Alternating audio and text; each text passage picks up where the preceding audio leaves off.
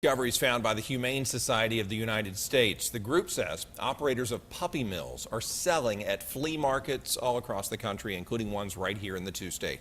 News Channel 6's Margaret Ann Carter spoke with the person in charge of this investigation. She joins us now.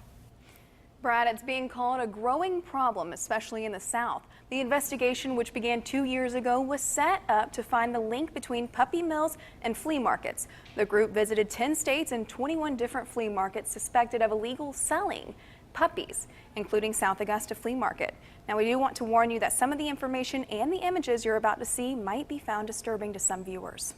Crowded cages, minimal food, and water with feces in it. An investigation into flea market dog breeders reveals the harsh reality of puppy mills. Typically what you will see in a puppy mill is dogs given just enough food and water to stay alive.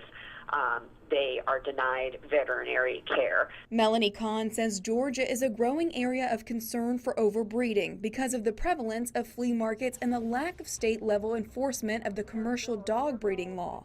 Georgia is problematic for sure. Georgia does have a commercial breeding law, a commercial dog breeding law, but laws are only as good as their enforcement, and it's really not enforced well, if at all, in many cases. Georgia law states that any facility housing animals requires a license issued by the Animal Protection Section of the Georgia Department of Agriculture. That means if your animal has more than 1 litter in a 12-month period, you're considered a pet dealer. Even though a lot of the sellers at the flea markets in Georgia are quote-unquote Georgia licensed, it really is meaningless because the enforcement is so lax. Among several other flea markets in the state, South Augusta was found to have what the Humane Society defines as a puppy mill. Kahn says female dogs are continuously bred until they are no longer useful, and then they're killed. The Humane Society estimates there are more than 10,000 puppy mills across the nation, breeding 2 million puppies into the pet trade every year.